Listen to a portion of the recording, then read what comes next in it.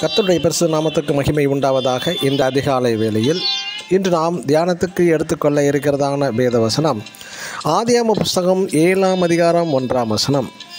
இந்த சந்ததியில் உன்னை எனக்கு முன்பாக நீதிமானாக கண்டேன். ஆமேன். நாம் ஆதியாகம புஸ்தகத்தில் முதலில் நோவாவை தேவனே நீதிமானாக அழைக்கிறார். நோவா எவ்வளவு பெரிய பாக்கியசாலி! பரிசுத்த வேதத்தில் அநேக நீதிமான்கள் உண்டு. பழைய ஏற்பாட்டில் 5 பேரையும் புதிய ஏற்பாட்டில் 5 பேரையும் நீதிமான்கள் என்று சுட்டி காண்பிக்கப்படுகிறது. நீதிமான்களின் 7 ஆசீர்வாதங்கள் பற்றி நீதிமொழிகளிலும் பிரசங்கி புஸ்தகத்திலும் பார்க்கலாம்.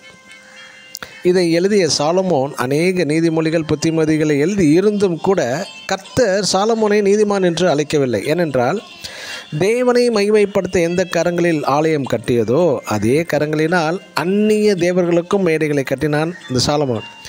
நீதி, நியாயம், சுத்த மனசாட்சியுடன் நடப்பவர்களை நல்ல மனிதர்கள் என்று, உத்தமர்கள் என்று, சன்மார்க்கர்கள் என்று அழைக்கலாம்.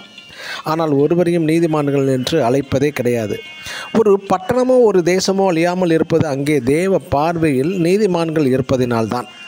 கர்த்தர் சோதோமை அழிக்க வந்தபோது 50 நீதிமான்கள் நிமித்தமாய் 10 நீதிமான்கள் நிமித்தமாய் பட்டணத்தை தப்புவியும் என்று மன்றாடுகிறான் ஆபிரகாம். ஆனால் கடைசியாக தேவன் ஒரே ஒரு நீதிமானை சோதோமில் இருந்து வெளியே கொண்டு வந்த பிறகு சோதோமை அழிக்கிறார். இங்கே தேவ பார்வையில் லோத்து மட்டுமே நீதிமானாக இருக்கிறான். பழைய ஏற்பாட்டில் தீர்க்கதரிசியாகிய பிலேயாமுக்கு ஒரு ஆசை இருந்தது. என்னாகும் புஸ்தகம் 23ஆம் அதிகாரம் 10ஆம் வசனத்தில் நீதிமான் மரிப்பது போல் நான் மரிப்பேனாக என்ற ஒரு வாஞ்சை இருந்தது. நீங்களும் நீதிமானாக வாழ்ந்தால் மட்டுமே நீதிமானாக மரிக்க முடியும். மற்றும் நோவா என்ற நீதிமான் நிமித்தமாக அவனது குடும்பம் பாதுகாக்கப்பட்டது.